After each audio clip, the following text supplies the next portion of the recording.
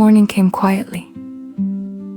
The traveler woke to pale light between the trees and the remains of his fire glowing beneath a layer of ash. For several moments he stayed beneath his cloak. The forest looked different in daylight, smaller somehow. The darkness between the trees was gone, and with it much of what had seemed uncertain during the night. He sat up. Cold had settled into his shoulders. The traveler moved close to the coals and stirred them with a branch. A little red remained underneath. He added several pieces of dry wood and waited until a small flame returned. Then he warmed his hands. The hammer had not awakened him during the night. At least, he did not remember hearing it. He looked toward the place where the strange smoke had been. From where he sat, he could no longer see it. Then he remembered the flames before sleeping. Every flame of his fire had leaned in the same direction. The traveler looked across the clearing. In daylight, there was nothing unusual there. Pines, snow, a fallen branch. Beyond them, more trees. He almost laughed. A man could give great importance to small things after spending a night alone in unfamiliar country. Wind moved strangely between trees. Heat pulled air toward a fire. There were explanations for such things. The traveler ate a little food and drank from his water. He considered returning to the road that remained the sensible choice. But before leaving, he wanted to see what lay in the direction the flames had leaned. It would take only a short while. He could keep the camp behind him and turn back if he found nothing. The traveler fed another branch to the fire.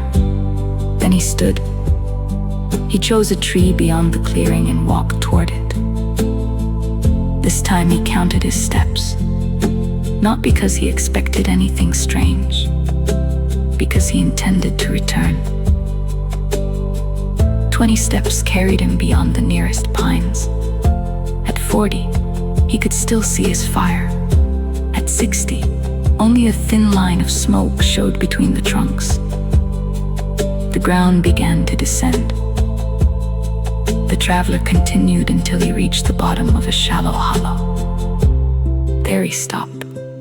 Something crossed the snow ahead of him, a line. At first he thought it was a branch buried beneath the surface. He moved closer. It was not wood. The traveler crouched and brushed away the snow. Stone appeared beneath his glove. Another stone lay beside it, and another. He cleared more snow. The stones formed a straight edge through the forest floor. The traveler stood and followed it with his eyes. It continued in both directions beneath the snow. He uncovered another section, then another. Someone had placed these stones here, not scattered them, placed them. The traveler followed the line a short distance until it turned. Another line continued away from it. A corner. He looked back toward his camp. Its smoke could still be seen above the trees. Then he looked at the stones again.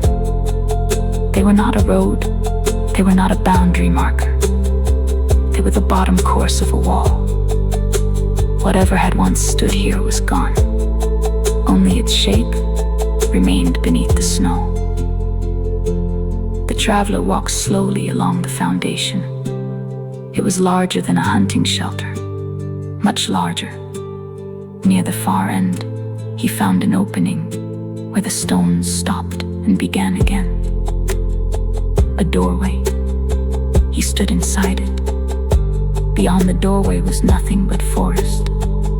The traveler remained there for a while, imagining walls where there were none. A roof, a room, people, fire.